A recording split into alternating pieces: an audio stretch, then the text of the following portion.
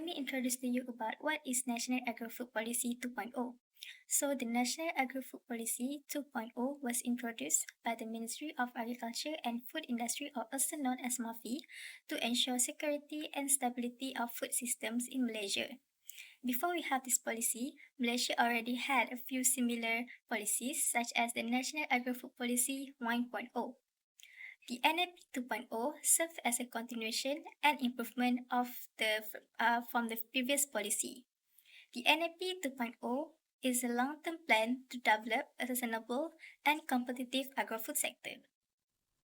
We are moving to the policy problems. According to the Ministry of Agriculture and Food Industry, there are 5 problems that led to the creation of this policy. The first policy problem is the scarcity of natural resources. This means that there is limitations in terms of the natural resources, such as land, water, and energy. The rapid urbanization has also decreased the land available for agriculture.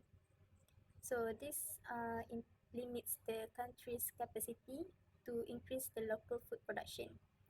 And the second policy problem is agriculture productivity and innovation. So this means that there is low productivity in terms of the food production. This happens because local farmers tend to rely on traditional method instead of adopting the modern way. And the third policy problems is demographic changes and shifting dietary trends. So Malaysia's population continues to rise each day, and this put burden on the local food producers to increase the food production to meet the rising demands. And the shifting dietary trends means that the people are shifting their preferences for foods because it is influenced by religion, socioeconomic factors, and also because of social networks. So in addition, people are also starting to become more health conscious, and they prefer healthy foods such as oats, fruits, and plant-based food. So the fourth policy problem is food loss and waste. Food loss can happen during the production, distribution, and consumption stages. In Malaysia, the amount of food wasted every day is not a small number. So this affects the food stability and economic losses. And the last policy problem is climate change. So unpredictable weather such as rain, floods, and drought affect the crop production. So when it can also damage the condition of the crop. So when that happens, the burden falls on the farmers to recover what has been damaged. Other than that, the sea levels are also expected to rise, and this can affect the fish farms and also low-lying lands.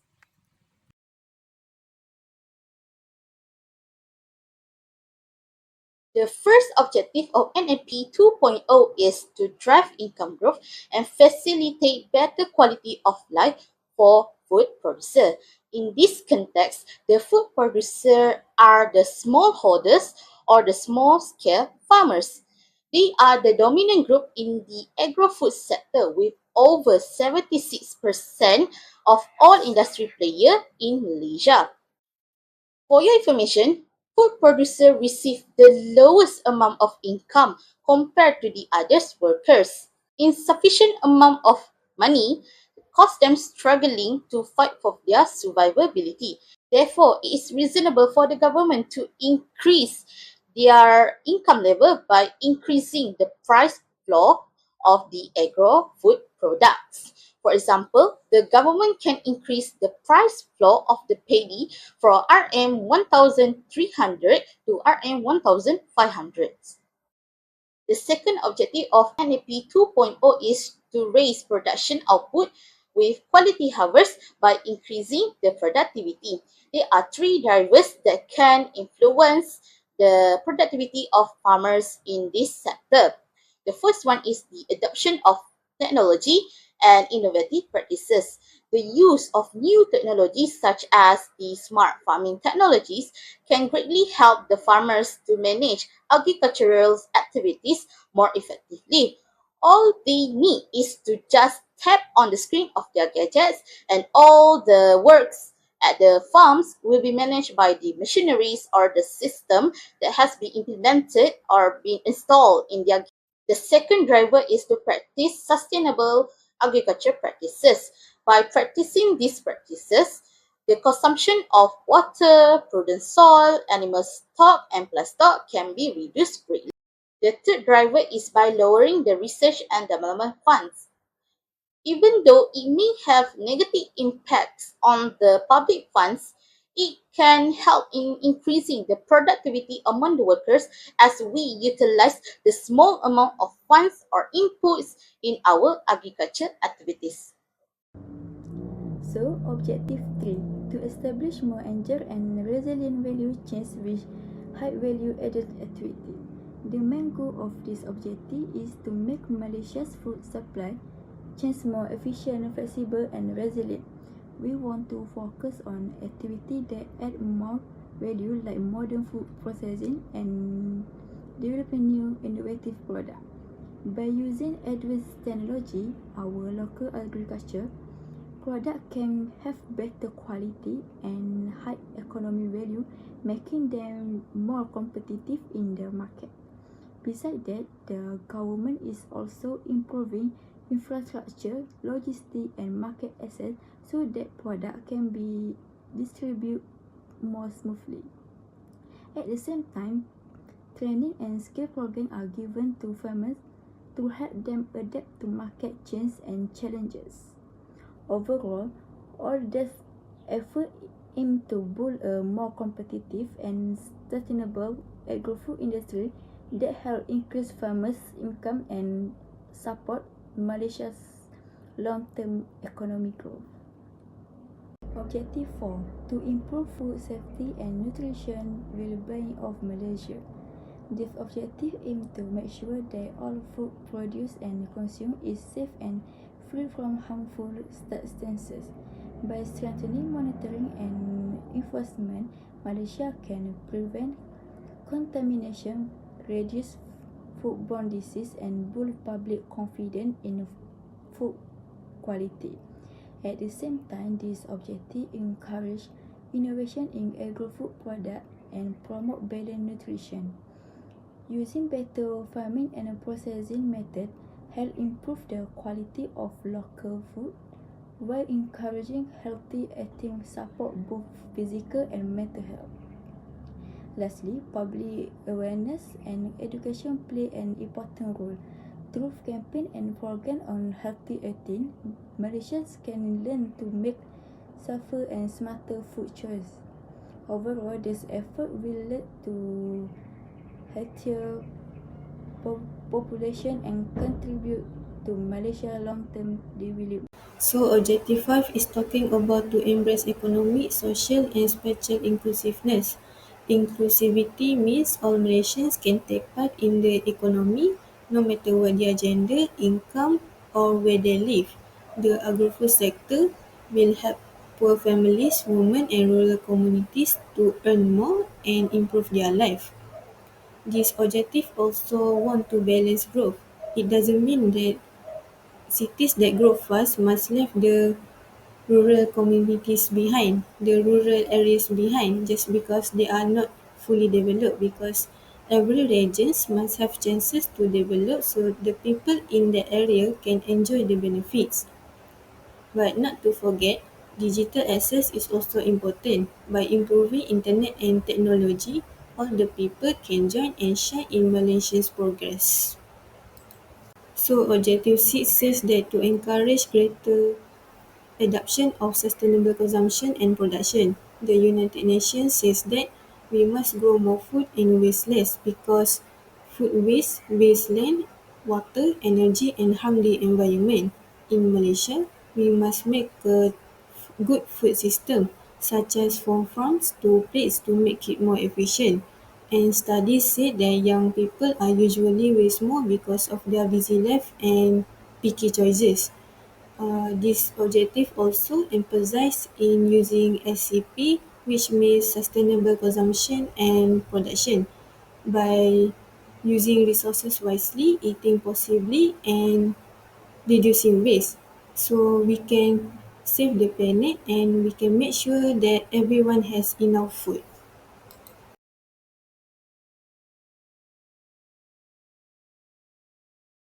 For the first objective, the strategy we chose is to provide support to the local food industry by strengthening domestically produced products.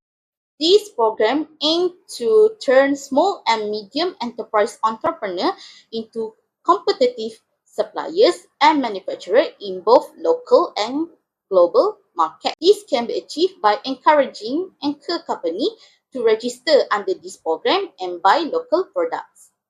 For the second objective, the strategy we chose is to increase the adoption of technology and automation in the agro-food sector. The easier ways to adopt new technology in the sector is by implementing the smart farming. Smart farming project consists of smart farming technologies. In this technology, it consists of Internet of Things, cloud storage, and so the adoption of this technology will benefits the farmers and also increase the productivity amongst them. Strategy 3. Increase export of targeted product and produce. Program Agrofood Export Strengthening Program. Strategy 3 focus on increasing the export of targeted agrofood product to strengthen Malaysia's position in the global market. It aims to Malaysia local agrofood produce more competitive by improving product quality, meeting international standards and diversify export destination. The Agrofood Export Strengthening Program support this strategy by helping agropreneurs and exporters through export facilitation, training, and certification like halal and mild organic. It also encourages participation in international trade fair to expand market access and global network. Strategy 4. Develop healthy and sustainable food system. Program Eat Right Malaysia Nutrition Awareness Campaign. Strategy 4 focus on building a healthy and sustainable food system to ensure Malaysia have access to safe and nutritious food. This strategy aims to improve the world food supply chains from production to consumption by encouraging eco-friendly farming, reducing food waste, and supporting local food production. One key initiative under this strategy is the Eat Right in Malaysia Nutrition Awareness Campaign, which encourages people to make healthful choice.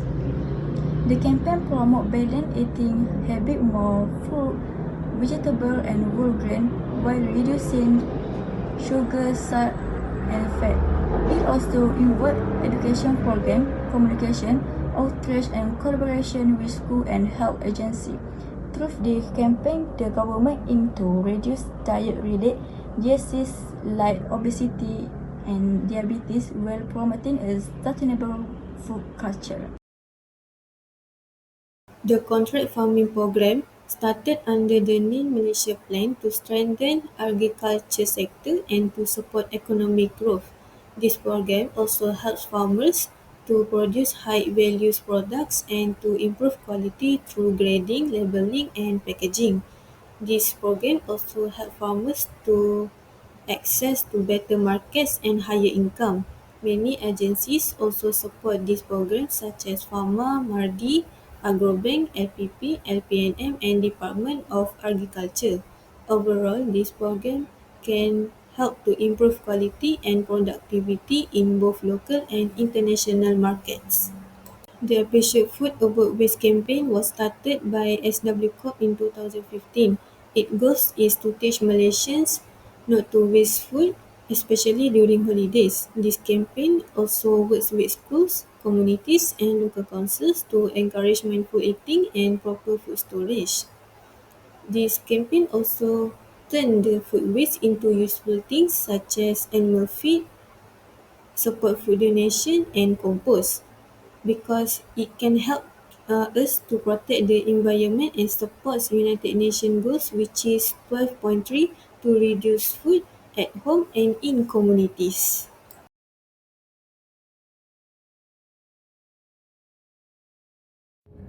Before the Vendor Development Program, Malaysia had problem with food production and farmers' income because the population went up by 3.5 million from 2014 to 2025, and it made the food demand increase.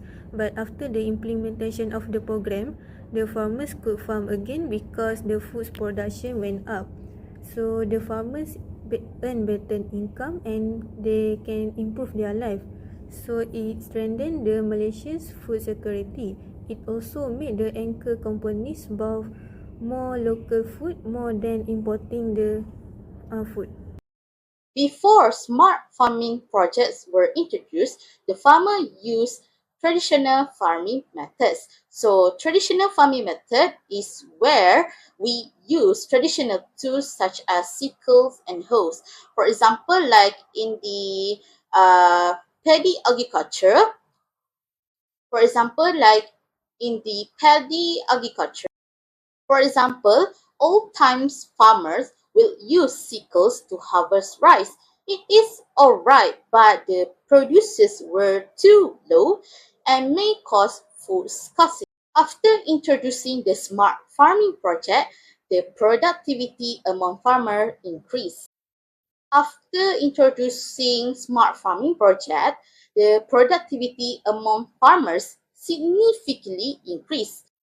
Farmers work faster as all they need is to monitor the automated machinery or system through their electronic devices such as smartphones or laptop or tablet. By implementing this project, the paddy production will increase 2 times more than the previous, which is good because we can avoid the need to import rice from other countries.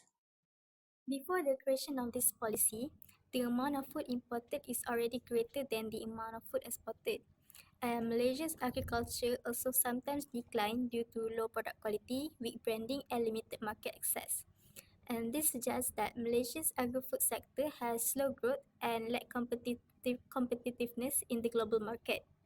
After the creation of this problem, it can be seen that even though we have this program, agri-food sector, particularly in the export performance, still shows inconsistency.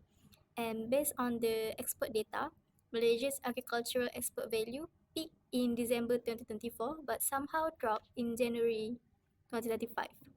So while efforts have been made by the government to strengthen the Malaysia's agri-food sector, inconsistency still remains the same, indicating that this program had a very limited impact.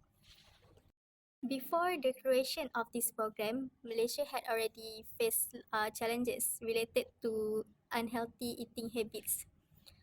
Diseases such as diabetes and hypertension have become the national health problems, where a lot of Malaysians have it.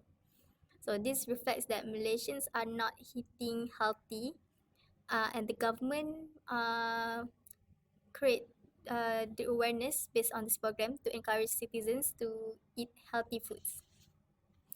And after this program, despite the launch, the results have shown that this program has limited success. And in fact, Malaysia's obesity rate has doubled over the 26 years. And diseases such as hypertension and diabetes also continues to rise.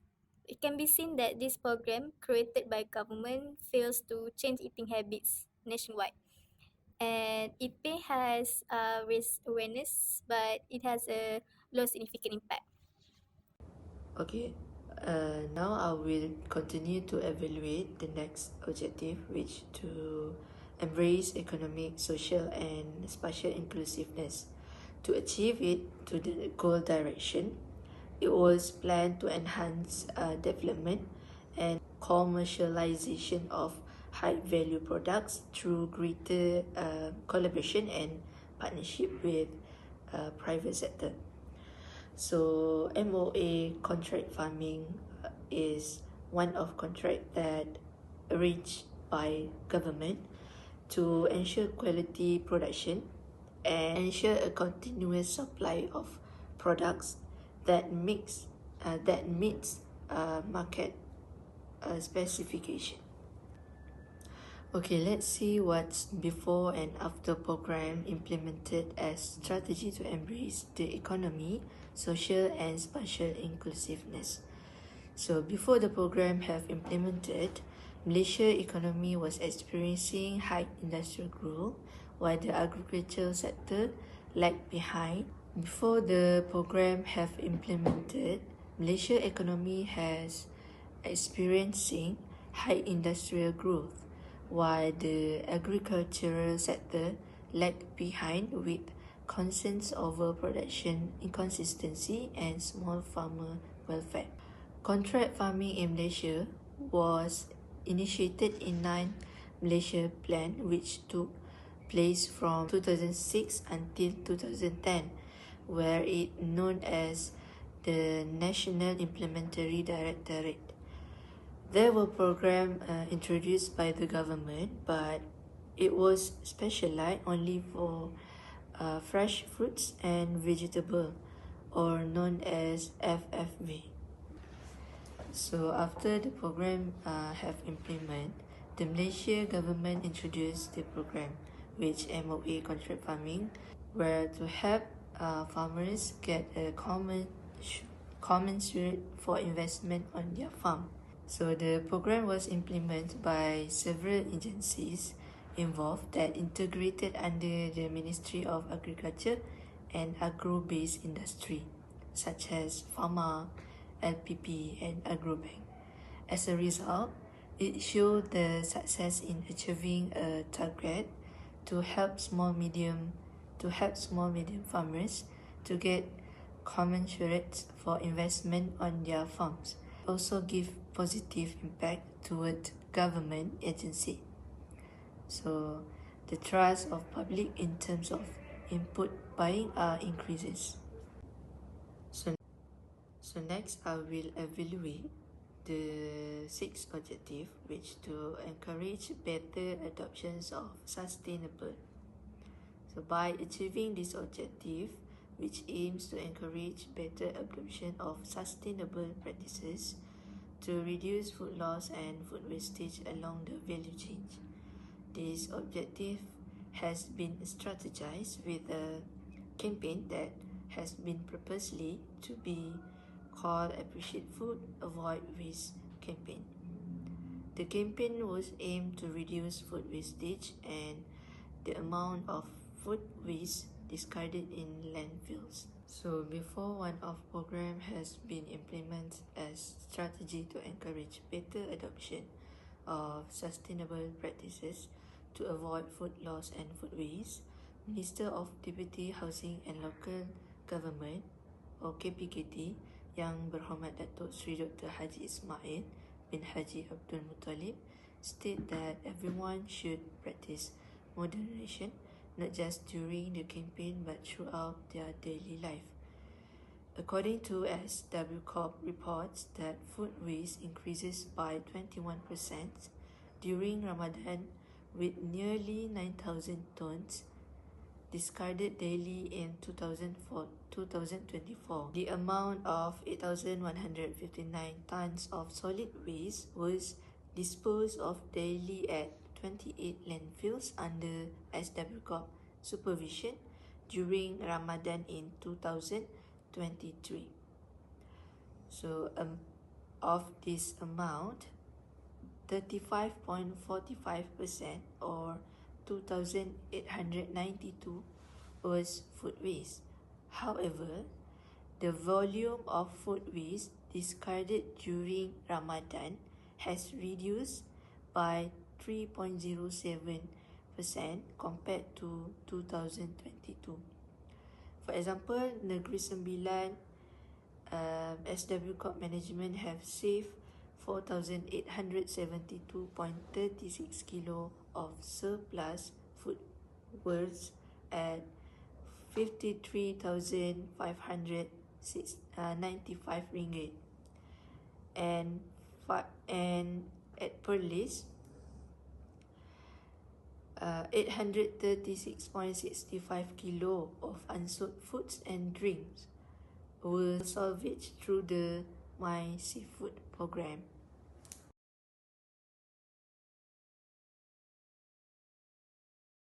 So after all topic we have discussed, I will give a few recommendations. First is formulate a national agro-food export enhancing policy and align trade, logistic, certification and innovation under one coordinated strategy to reducing overlaps between agencies such as Pharma, MIDA, and etc. So the second is introduce incentive-based certification and quality upgrading schemes. Most of the agro-food producers, they are face financial barriers in meeting export standards. The government should expand matching grants or tax incentive for companies at obtaining international certification like HACCP, ISO and Halal. And the third recommendation is promote healthier dining environments, which supposedly develop more restaurants, schools, canteens and workplace cafeteria. For example, encourage healthy options by setting guidelines on cooking methods or provides certification for outlets that meet this standard. And the last recommendation is we can create more community health initiative such as healthy bazaar, healthy education or boost program in schools, college and university and working areas. To sum up, Malaysia Agro-Food Program have shown positive progress in improving farmers' wealth, productivity and food security. Initiatives like the Vendor Development Program, Smart Farming Project and MOA Contract Farming Program have helped small to medium holders to gain better market access, to develop or absorb modern farming methods, and also it increases their earning. Meanwhile, the Appreciate Food, Avoid Waste campaign has successfully shown its progress towards sustainability. However, there are also some programs that need to be reassessment aligned with the objective and effective application of livelihoods in Malaysia.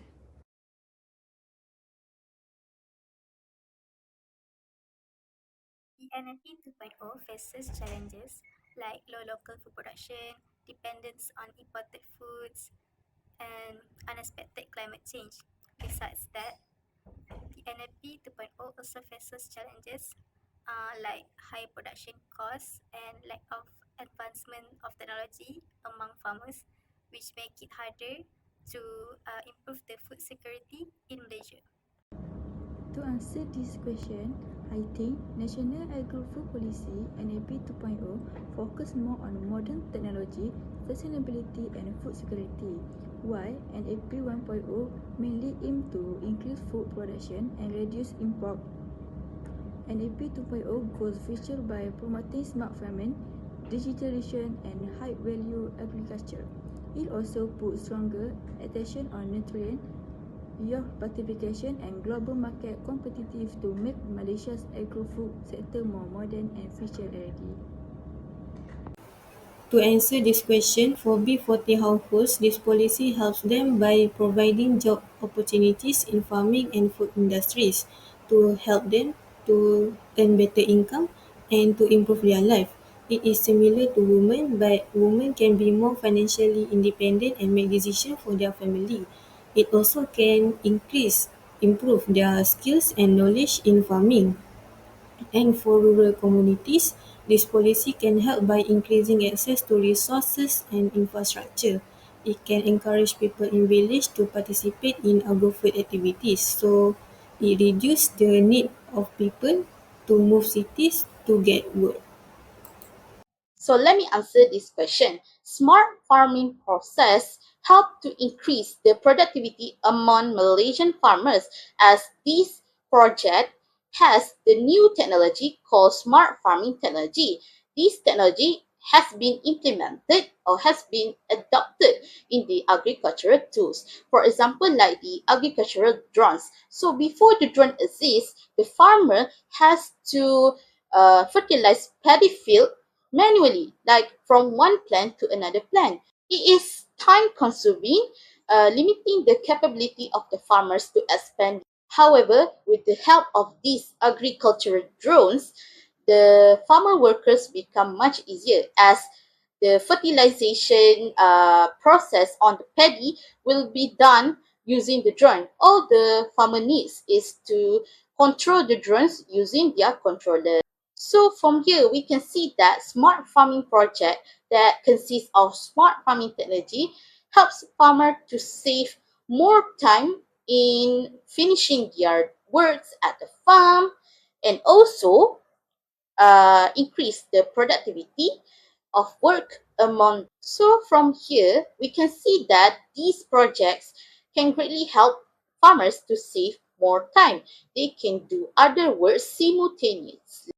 Thus, smart farming project that consists of smart farming technology greatly increase the productivity among Malaysian farmers in this agri-food sector.